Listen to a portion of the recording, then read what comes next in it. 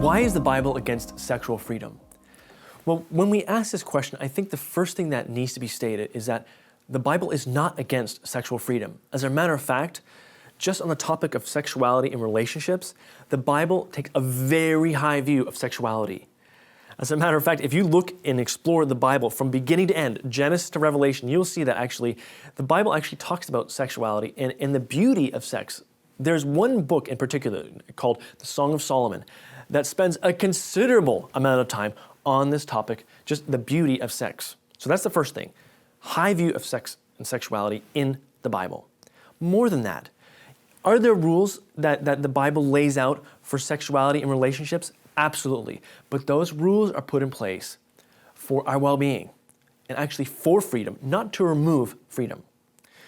Now, some of you might say, if you're anything like my friends, might say, well, hold on, now, how do we know these rules are really put in place to provide for our freedom? I would say, well, there are certain rules we know when we look across the globe that bring about oppression, not freedom. But there are also other laws that we know, particularly, especially in the developed world, developed countries, that actually provide freedom, like anti-theft laws, traffic laws. They ensure our safety, our protection.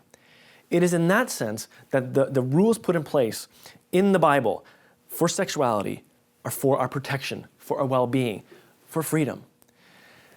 If we even explore the Bible, just think about this for a moment.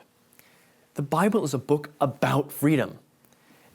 Moses, this big story in the book of Exodus, focuses on God delivering his people out of a place of oppression and bringing them into a broad place. The story of Christ, of God sending his Son to earth, is a story of God granting us freedom.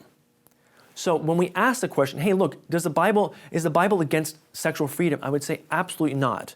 And we need to remember that the Bible has a very high view of sexuality. Yes, there are limits, but the rules and limits and boundaries are put in place for our freedom.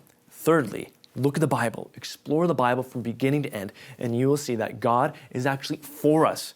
He's not actually trying to oppress us. He's actually wanting to grant us freedom.